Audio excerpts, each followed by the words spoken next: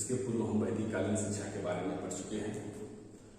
निश्चित रूप से हमारे मन में एक प्रश्न जरूर उठता है कि जो सामाजिक व्यवस्था और उस सामाजिक व्यवस्था में प्रचलित जो शिक्षा व्यवस्था इतनी प्रभावशाली ढंग से संस्कृति का विकास कर रही थी, ऐसा क्या कारण हुआ कि उसका पतन हो गया और उसकी जगह एक दूसरे धर्म का आगमन हुआ और उस धर्म के फलस्वरूप उस धर्म के प्रचार प्रसार और उस धर्म की बातों को लोगों तक पहुंचाने के लिए निश्चित रूप से सामाजिक व्यवस्था में जो व्यापक बदलाव आया, उसके परिणाम स्वरूप एक नवीन शिक्षा पद्धति का भी विकास हुआ, जिसे हम लोग बौद्धकालीन शिक्षा के नाम से जानते हैं। हम जानते हैं शिक्षा और समाज का घनिष्ठ संबंध होता है। जिस प्रकार की सामाजिक व्यवस्था होगी उसी प्रकार की शिक्षा व्यवस्था उस समाज में लागू होगी। शिक्षा और समाज एक सिक्के के दो पहलू हैं, दोनों एक दूसरे को प्रभावित करते हैं। जैसी सामाजिक व्यवस्था होगी उसी प्रकार की शिक्षा व्यवस्था होगी और उस शिक्षा व्यवस्था के द्वारा उस सामाजिक व्यवस्था को निरंतर आगे गतिशील बनाने का कार्य किया जाता है। तो वैदिक कालीन शिक्षा की अगर बात हम कर रहे थे, निश्चित रूप से वैदिक कालीन शिक्षा की बात करते समय हमने ये देखा था कि जो अपने स्वर्णिम स्वरूप में थी, आज भी उसको या उस स्तर की शिक्षा व्यवस्था की कल्पना करना निश्चित रूप से अपने आप में बहुत ही एक विशिष्ट कार्य होगा। और आज भी जैसा कि मैंने कल बताया भी था आप लोगों को, हरिद्वार, गुरुकुल कांगड़ी और विश्व भारती जैसे अंतर्राष्ट्रीय संस्थान में वैदिक प्रणाली पर आधारित शिक्षा व्यवस्था का संचालन किया गया। परंतु जब गौतम बुद्ध का जन्म हुआ तो उस समय तक वैदिक धर्म का बहुत पतन हो चुका था। धार्मिक भावना नष्ट हो गई थी। धर्म के नाम पर शेष वाह आडंबर ही बचे थे। यज्ञों के नाम पर हिंसा होती थी। शिक्षा के द्वार जो प्रारंभिक वैदिक काल में सबके लिए खुला हुआ करते थे, अब वहां पे भेदभाव पूर्ण व्यवहार अपनाया जाने लगा। शूद्रों को शिक्षा से वंचित किया जाने लगा। उसके साथ दुर्व्यवहार होने लगा। वर्ण व्यवस्था जो कर्म पे आधारित थी, कर्म पर आधारित थी, वह जन्म के आधार पे हो गई।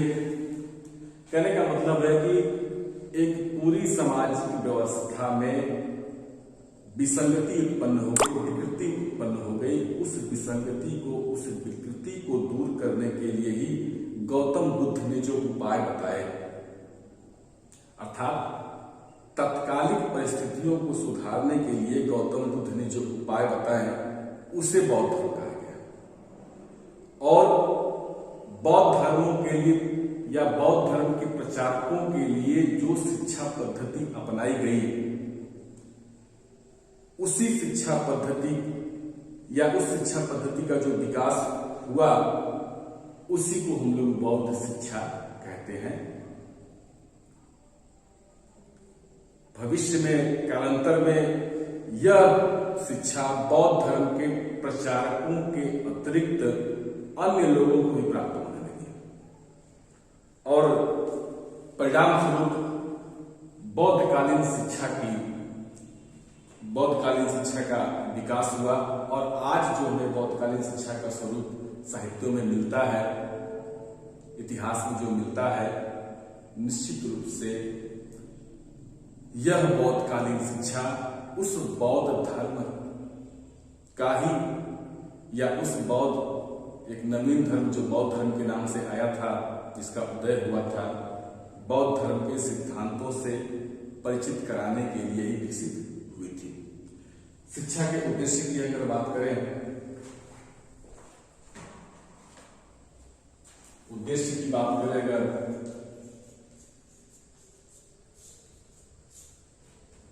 वैदिक कालीन शिक्षा और बौद्धकालीन शिक्षा के उद्देश्य में कोई विशेष अंतर नहीं परिलक्षित होता है। वहां पे भी धार्मिक भावना का विकास करना था। वैदिककालीन शिक्षा का प्रमुख उद्देश्य धार्मिक भावना का विकास करना था। बौद्धकालीन शिक्षा का प्रमुख उद्देश्य भी धार्मिक भावना का विकास करना था। वैदिककालीन शिक्षा का प्रमुख उद्देश्य था मोक्ष की प्राप्ति। बौद्धकालीन शिक्षा का प्रमुख उद्देश्य था मोक्ष को यहाँ पे निर्वाण कहा गया, निर्वाण की प्राप्ति। तो उद्देश्य के आधार पर अगर देखा जाए तो बौद्धकालीन शिक्षा और वैदिक कालीन शिक्षा के उद्देश्य में कोई विशेष अंतर नहीं है, बल्कि दोनों के उद्देश्य समान है, क्योंकि दोनों की शिक्षा पद्धति में धार्मिक भावना को समान महत्व दिया गया है। अंतर बस यही था कि वैदिक कालीन शिक्षा पद्धति में जिस धार्मिक भावना में वाय आडंबर अत्यधिक हो गए थे, उस वाय आडंबर को बौद्धकालीन शिक्षा में दूर करने का प्रयास किया गया। बाकी उद्देश्य अगर देखा जाए तो उद्देश्य दोनों का सेम ही था, धार्मिक भावना का विकास करना, चरित्र का निर्माण करना, राष्ट्र का निर्माण करना, कुशल नागरिकता का निर्माण करना। ये सारी चीजें जो पहले से वैदिक कालीन शिक्षा के जो उद्देश्य रहे हैं, वो सारे उद्देश्य यहाँ भी शामिल रहते हैं। महत्व की बात अगर हम लोग करें शिक्षा के महत्व की, तो जो महत्व वैदिक कालीन शिक्षा का था, अर्थात वैदिक काल में शिक्षा का जो महत्व था, वही महत्व बौद्धकालीन शिक्षा का भी बताया गया है। बौद्धकालीन शिक्षा सबके लिए अनिवार्य थी। वैदिक काल में, प्रारंभिक वैदिक काल की अगर हम बात करें, शिक्षा सबके लिए अनिवार्य थी। वहां पर वैदिक ग्रंथों में कहा भी गया था कि आंख, नाक, कान, मुंह से सभी मनुष्य समान है, लेकिन जो ज्ञानवान है उसका समाज में विशिष्ट स्थान है। साथ ही साथ कहा भी गया था कि बिना ज्ञान के मनुष्य का जीवन बेकार है। अतः कहने का मतलब है कि ज्ञान के महत्व को वहां पे स्वीकार किया गया था। ज्ञान के साथ साथ चरित्र की बात की गई थी, चरित्र और व्यवहार की बात की गई थी। बौद्धकालीन शिक्षा में भी उस चीज को स्वीकार किया गया है। और अंतिम उद्देश्य की बात जो किया गया था, जीवन का सबसे महत्वपूर्ण उद्देश्य था वैदिक कालीन में मोक्ष की प्राप्ति था और यहाँ पर निर्वाण की प्राप्ति था। तो उद्देश्य में कोई अंतर नहीं था। महत्व की बात करें तो निश्चित रूप से महत्व की बात करते हुए मैंने बताया भी था कि ठीक है, जो महत्व वैदिक कालीन शिक्षा का था, व्यक्ति के लिए था, सबके लिए अनिवार्य शिक्षा थी, शिक्षा प्राप्त करना अनिवार्य था सबके लिए। साथ ही साथ कहा गया है कि बिना ज्ञान के जो मनुष्य का जीवन बेकार है, वो चीजें बौद्धकालीन शिक्षा के साथ भी जुड़ी हुई थी। अर्थात महत्व के रूप में हम लोग का देखा जाए तो निश्चित रूप से बौद्ध धर्म में भी शिक्षा के महत्व को स्वीकार किया गया है। विशेषताएं की बात अगर हम करें, मुख्य पॉइंट भैया करते हैं विशेषताएं।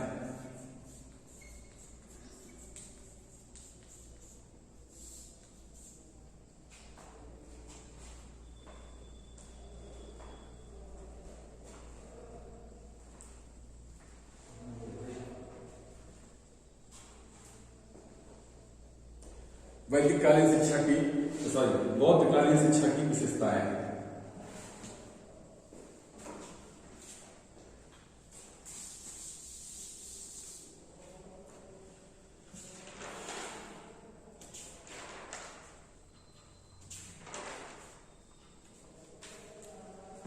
पहला,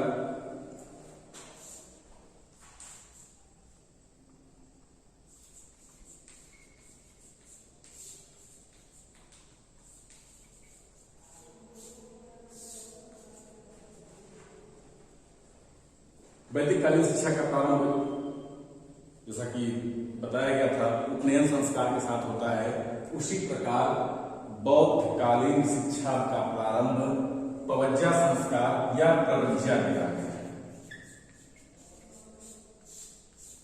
संस्कृत में प्रवज्जा और प्राकृत भाषा में उसको पवज्जा संस्कार कहा गया है। इस संस्कार के साथ ही विद्या का आरंभ होता था, अर्थात 8 वर्ष की आयु में बालक के माता पिता की सहमति के पश्चात बालक का पवज्जा संस्कार किया जाता था। पवज्जा संस्कार होने के बाद बालक संघ में प्रवेश करता था। पवज्जा संस्कार के समय ही बालक को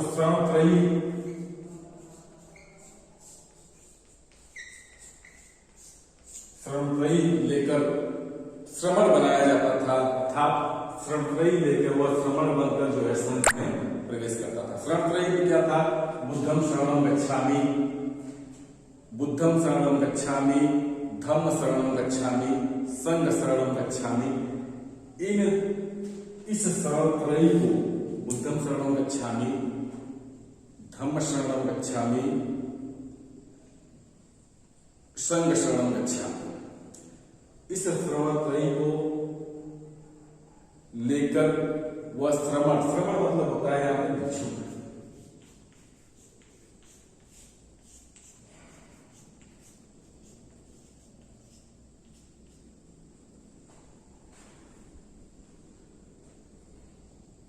श्रमण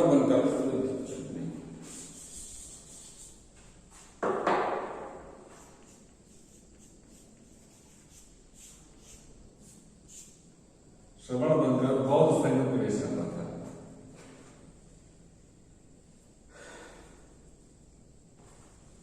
जाति पात का किसी प्रकार का भेदभाव, जैसा मैंने पहले बताया था कि एक ऐसी व्यवस्था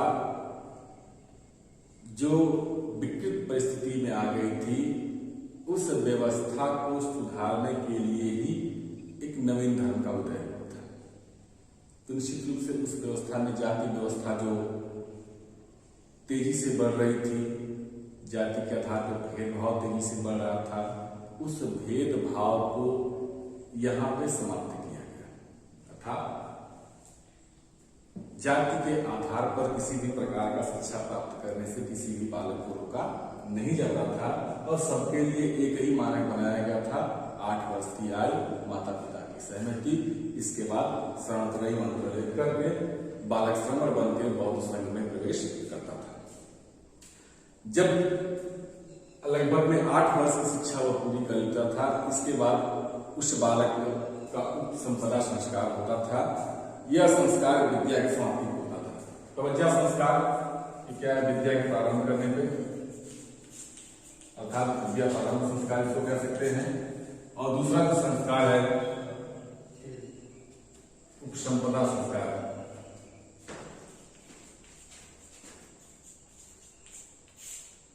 उपसंपदा संस्कार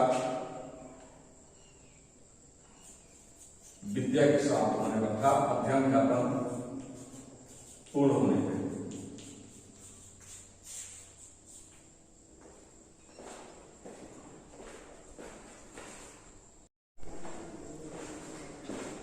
ठीक है, उपसंपदा विद्या के समाप्ति पर ये उपसंपदा संस्कार ठीक उस संस्कार की बात करता है जो वैदिक काल में हम लोग दीक्षांत की बात करते हैं, समावर्तन की बात करते हैं।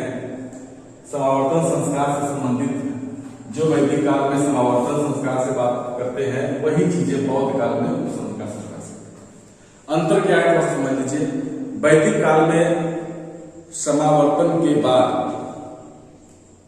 शिष्य जो है गृहस्थ आश्रम में प्रवेश करता है। यहां पे क्या है, बौद्ध काल में क्या है कि यदि कोई भिक्षु गृहस्थ आश्रम प्रारंभ करना चाहता है, उसको संघ से पृथक होना पड़ेगा। अर्थात वह संघ से अलग होकर ही यह कार्य कर सकता है। और जो भिक्षु ऐसा कार्य करता था उसको समाज में उचित स्थान नहीं मिलता था, अर्थात सम्मान उसको प्राप्त समाज में नहीं होता था। ठीक है, गुरु शिष्य संबंध की बात अगर हम लोग करें यहाँ पे,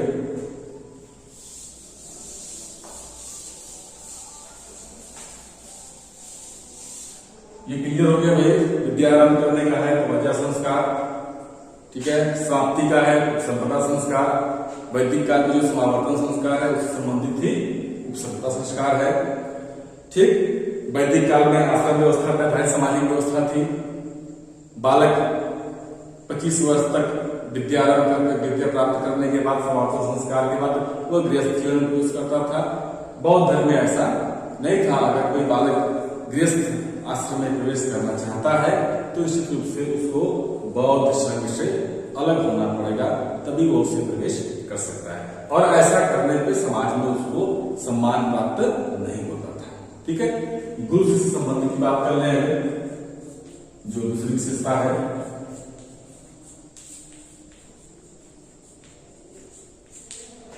ठीक, पहली विशेषता ने बताया कि जो विद्या आरंभ करने का है उपसंपदा, तवज्जा समाप्ति का उपसंपदा।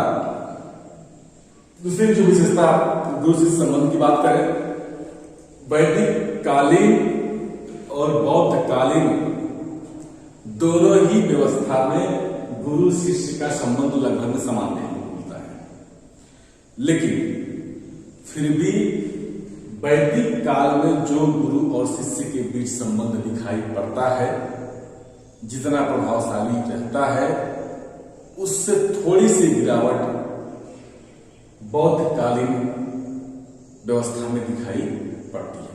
बाकी दोनों का कुछ अपेक्षाएं थी, गुरु का शिष्य के प्रति, शिष्य का गुरु के प्रति, दोनों के लिए थी। जिस प्रकार से गुरुकुल व्यवस्था में गुरु छात्र या शिष्य के लिए भोजन वस्त्र इत्यादि का प्रबंध करता था, उसी प्रकार से संघ में भी शामिल होने पर गुरु ही छात्र के लिए या शिष्य के लिए या श्रमण जिसको कहा जा रहा है, उसके लिए भोजन इत्यादि की व्यवस्था करता है। ठीक है, वहां पे गुरु के लिए गुरु शब्द का प्रयोग किया गया है। बौद्ध काल में गुरु के लिए उपाध्याय शब्द का प्रयोग किया गया है। गुरु के लिए उपाध्याय शब्द का प्रयोग किया गया है और शिष्य के लिए श्रवण शब्द का प्रयोग किया गया है।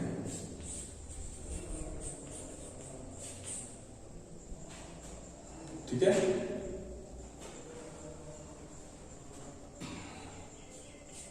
गुरु के लिए उपाध्याय भी कहा गया है और भिक्षु भी कहा गया है। और भिक्षु शब्द भी प्रयोग किया गया है, श्रमण छात्र के लिए या शिष्य के लिए प्रयोग किया गया है। व्यवस्था थोड़ी सी बदली हुई है यहाँ पे।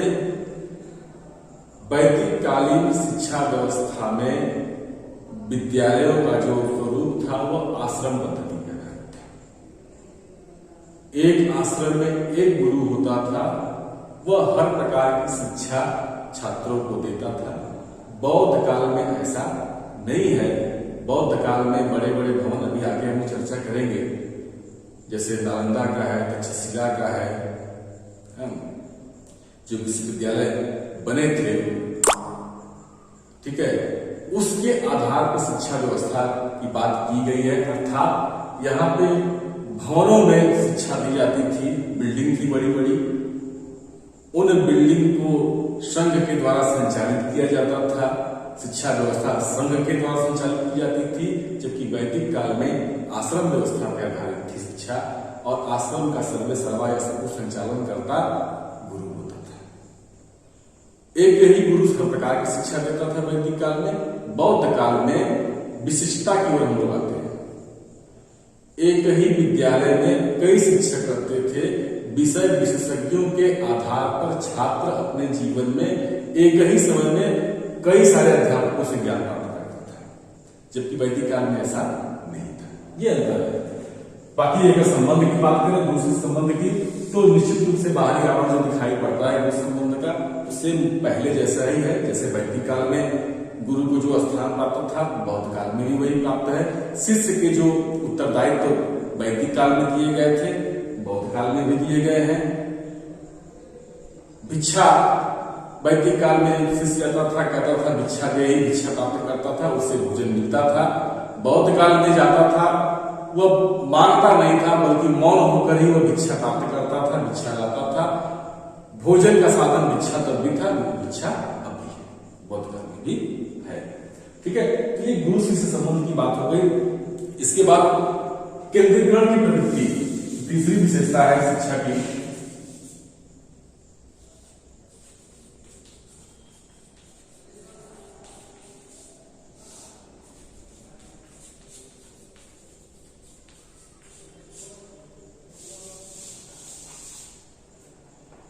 केंद्रीकरण की प्रवृत्ति।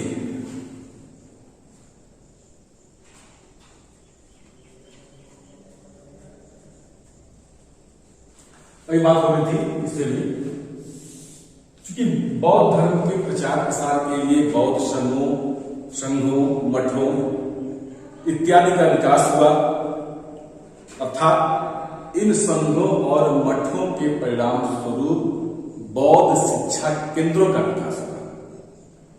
ठीक है, एक सिस्टमेटिक व्यवस्था आई, अर्थात शिक्षण संस्थान का उदय हुआ और वैदिक काल में गुरुकुल व्यवस्था, आश्रम व्यवस्था पर आधारित थी, जो ज्ञान देने वाली संस्था थी, ज्ञान देता था, एक अध्यापक सारे छात्रों को ज्ञान देता था, जीवन के हर पहलू को सिखाता था। अब वो चीजें थोड़ी सी बदल जाती हैं बौद्ध काल में। बौद्ध काल में ये बड़े बड़े भवन और ये शिक्षण संस्थान एक प्रकार से उत्पादन के केंद्र बन गए, जो वर्तमान स्थिति है इस समय। ठीक है, इस प्रकार से कहने का मतलब है कि जो गुरुकुल व्यवस्था जो एक पारिवारिक पद्धति पर आधारित थी, जो एक पारिवारिक पद्धति पर आधारित थी, वह पारिवारिक पद्धति अब टूट गई। अब वो उत्पादन पद्धति पर आधारित हो गई। बड़े बड़े भवनों वाले कक्षा शिक्षण हो गए, बड़ी बड़ी बिल्डिंग्स हो गई। तो एक प्रकार से क्या हुआ, ये उत्पादन करने वाली जो संस्थाएं हैं, उस प्रकार से शिक्षा का विकास हुआ, अर्थात शिक्षण संस्थान एक उत्पादन करने वाले संस्थान के रूप में विकसित हुए। जैसा कि थोड़ी देर पहले मैंने बताया भी, उसका परिणाम क्या था कि अब विषय विशेषज्ञ गुरु हुआ करते थे। एक ही छात्र एक ही समय में एक से अधिक शिक्षकों से शिक्षा प्राप्त करता था, जो अपने अपने विषय के विशेषज्ञ हुआ करते थे। ठीक है, तो एक प्रकार से अगर देखा जाए तो ये अच्छा भी था, और थोड़ा सा ये भी था कि जो पारिवारिक पद्धति और सामाजिक व्यवस्था जो टूट रही थी, उसके परिप्रेक्ष्य में देखा जाए तो कहीं कहीं से थोड़ा सा गिरावट वाली स्थिति थी। ठीक है, इसके बाद जो चीजें केंद्रीकरण होती है, जो चीजें वहां पर देखिए एक चीज और है, वैदिक काल में गुरुकुल व्यवस्था पर आधारित जो शिक्षा पद्धति थी, निश्चित रूप से वह प्रकृति के सानिध्य में हुआ करती थी, प्रकृति से निकट था, शिक्षा प्राप्त करना कठिन कार्य हुआ करता था। बौद्ध काल में इसमें थोड़ा सा उदारता है। पहली बात तो ये, गुरुकुलों की जगह पे अब मठ विहारों संघों की शिक्षा की बात की गई, जो कृत्रिम परिवेश था। मठ और विहार और संघ जो क्या है, कृत्रिम परिवेश में थे। बड़े बड़े भवनों में जैसे राजमहल हुआ करते थे, वैसे भवनों में भी थे। कुछ छात्रों को वहां अस्थायी रूप से न रहकर अपने घर से भी आने जाने की सुविधा दी गई। ठीक है, तो कहने का मतलब है कि ये जो शिक्षण केंद्र या संस्थान थे जो बौद्ध काल में, ठीक है, ये सभी शिक्षण संस्थान एक प्रकार से जो राजमहल जिस प्रकार की सुविधा संपन्न होते हैं, उस प्रकार से सुविधाएं यहाँ भी होने लगा था। अब ये शिक्षा केंद्र क्या थे, सुविधा संपन्न हो गए। ठीक है, बाकी व्यवस्था वैसे ही थी, बनाना भोजन के लिए भिक्षा की बात की गई। ठीक है, धार्मिक और साहित्य का पाठ्यक्रम में स्थान रहा। जिस प्रकार का पाठ्यक्रम वैदिक काल की बात करते हैं, यहाँ भी वही चीजें हैं। धार्मिक और लौकिक साहित्य का पाठ्यक्रम में स्थान पूरा दिया गया, उसी प्रकार से दिया गया। एक महत्वपूर्ण बात है चौथा, स्त्री शिक्षा के संदर्भ में।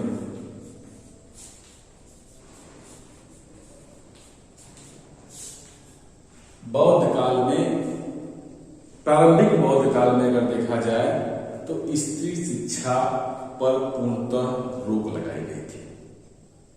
प्रारंभिक बौद्ध काल की अगर हम बात करें तो स्त्री शिक्षा पर रोक लगाई गई थी, अर्थात स्त्री शिक्षा पूर्णतः उपेक्षित थी। बाद में गौतम बुद्ध ने अपनी मौसी या माता प्रजापति गौतमी के आग्रह पर महिलाओं को जो है संघ में प्रवेश की अनुमति दे दी गई। बाद में महिलाएं मठों में रहने लगी। बाद में उनके लिए अलग से मठ और विहार बनाए भी गए, और निश्चित रूप से बाद के इतिहास में लोग देखते हैं इसे सुभा, अनुपमा, सुमेधा जैसी बौद्ध भिक्षुओं का नाम आता है, जिन्होंने बौद्ध धर्म का प्रचार प्रसार किया। इसी क्रम में अशोक जो कलिंग का शासक था उसका भी नाम आता है। उसकी बहन जो थी संघमित्रा वह बौद्ध भिक्षुणी बनकर बौद्ध धर्म का प्रचार प्रसार भारत से बाहर श्रीलंका में करती है। कहने का मतलब है कि स्त्री शिक्षा के संदर्भ में अगर हम बात करें तो प्रारंभ में बौद्ध काल में स्त्रियों का प्रवेश निषेध था, बाद में स्त्रियों का प्रवेश शामिल किया गया। वही वैदिक काल की अगर हम बात करें तो वैदिक काल में प्रारंभ में स्त्रियों का प्रवेश पूर्णतः था, उनका भी उपनयन संस्कार होता था, वो भी शिक्षा प्राप्त करने के लिए वो भी शिक्षा उसी प्रकार से प्राप्त कर सकती थी, उपनयन संस्कार हो सकता था। लेकिन बौद्ध काल में अगर देखा जाए तो प्रारंभ में ये चीजें नहीं थी, ये चीजें बाद में आई है। ठीक है, इसके बाद इसी शिक्षा की बात अगर हम देखा जाए तो एक और है मानिकल प्रथा का चलन।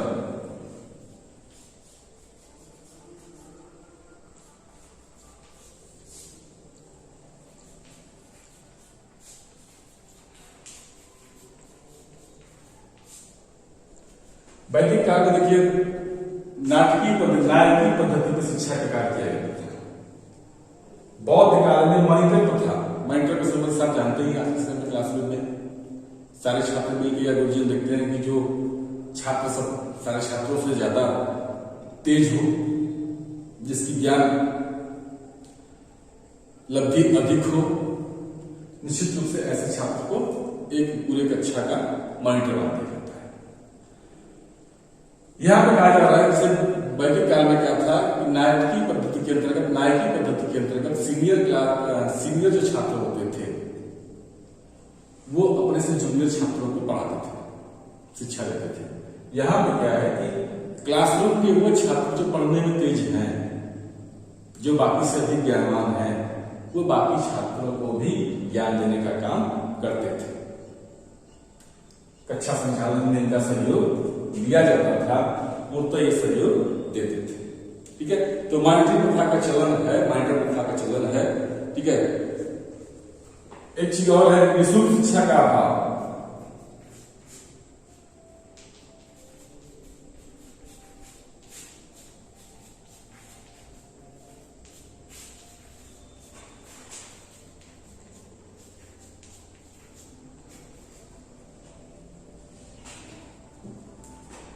निःशुल्क शिक्षा का अभाव है।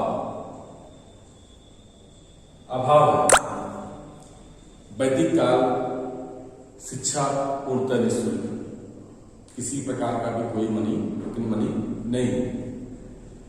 बौद्ध काल में टोकन मनी का प्रचलन है। यहां पर किसी रूप में शिक्षार्थी से शुल्क जो है लिया जाता है, अर्थात बौद्धकालीन शिक्षा की जो विशेषताएं और एक ही है कि यहाँ से जो फीस देने वाली बात चलते हैं वो यहाँ से प्रारंभ मानी जाती है। इसीलिए कभी कभी लोग कहते भी हैं कि जो बौद्धकालीन शिक्षा है वो आधुनिक शिक्षा का पिता है एक प्रकार से, या आधुनिक शिक्षा जो व्यवस्था है वो कहीं न कहीं से हमको बौद्धकालीन शिक्षा व्यवस्था में दिखाई पड़ती है। शायद यही सब स्वरूप है। भवनों का निर्माण, एक केंद्रीकृत व्यवस्था, जनतांत्रिक व्यवस्था, डेमोक्रेसी माना जाता था, ये सारी चीजें तो आपकी वहीं से है। ठीक है, तो यहाँ पे जो शिक्षा का निःशुल्क की बात अगर हम करें तो बौद्धकालीन शिक्षा निःशुल्क नहीं थी। और अगला पॉइंट है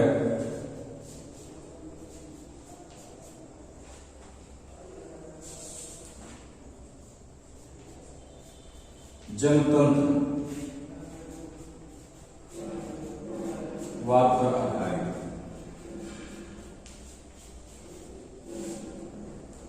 बौद्धकालीन शिक्षा जो है जनतंत्रवाद पे आधारित। कुछ विद्वान मानते हैं कि जो है वैदिक कालीन शिक्षा एक तंत्र पर आधारित थी। क्यों ऐसा कहा जाता था? क्योंकि वैदिक काल में शिक्षा का प्रमुख केंद्र जो था गुरुकुल था, और गुरुकुल का सर्वे सर्वा गुरु होता था। गुरु के द्वारा ही सारे नियम बनाए जाते थे, गुरु के द्वारा ही सारे नियम पालन करवाए जाते थे, गुरु ही उनके लिए सब कुछ था। सारे विषयों को पढ़ाने वाला एक ही गुरु हुआ करता था, वह गुरु ही सर्वा सर्वा था। अर्थात एक व्यक्ति के अंदर सारी चीजें निहित थी, एक व्यक्ति के द्वारा ही बालक का शिक्षण कार्य किया जाता था। जबकि बौद्ध काल में ऐसा नहीं था। बौद्ध काल में क्योंकि बौद्ध मठों में, बौद्ध विहारों में एक से अधिक अध्यापक रहते थे, वो अपने अपने विषयों का अध्यापन छात्रों के साथ करते थे। विद्यार्थी एक ही समय में कई सारे अध्यापकों से अलग अलग विषयों का अध्यापन प्राप्त करते थे। अर्थात यहाँ पे जनतंत्रवाद की बात की गई है कि यह एक तंत्र सिद्धांत पे न होकर बल्कि जनतंत्रवाद के सिद्धांत पर आधारित है। दूसरी बात, जनतंत्रवाद क्यों कहा गया है? क्यों कहा गया है? क्योंकि वैदिक कालीन शिक्षा व्यवस्था पूरी तरह से संस्कृत भाषा पे आधारित है। संस्कृत भाषा का बोलबाला है, संस्कृत भाषा में हर किसी को शिक्षा प्राप्त होती है। पूरे वैदिक काल में पूरी शिक्षा व्यवस्था का मुख्य आधार संस्कृत भाषा ही है, संस्कृत भाषा में ही शिक्षा दी जाती है। जबकि बौद्ध धर्म में ऐसा नहीं है। बौद्ध धर्म संस्कृत भाषा को पढ़ाया गया, अनिवार्य रखा गया, लेकिन शिक्षा का माध्यम मातृभाषा बनाया गया। अर्थात जो जिसकी मातृभाषा है उसके अनुरूप वहां पे शिक्षा व्यवस्था उसी के भाषा के अनुरूप की गई। दूसरी बात अगर देखी जाए कि जो वैदिक शिक्षा में जो गुरु की प्रधानता है और यह जीवन पर्यंत चलती है, अर्थात वैदिक काल में जो गुरु है शिक्षा का प्रधान है और उसकी प्रधानता पूरे जीवन भर चलती रहती है। कोई भी शिष्य राजा भी बन जाए, कितना ही बड़ा ज्ञानी बन जाए, लेकिन गुरु का महत्व उसके लिए उतना ही रहता था। लेकिन बौद्ध काल में था, बौद्ध काल में शिक्षा प्राप्त करने के बाद जो शिष्य है वह संघ में सम्मिलित हो जाता था और वह अपने गुरु के समान उसको भी मत देने का अधिकार था। इसलिए कहा जाता है कि जो बौद्धकालीन शिक्षा है वह जनतंत्रवाद पर आधारित है। आज के लिए बस इतना ही। धन्यवाद।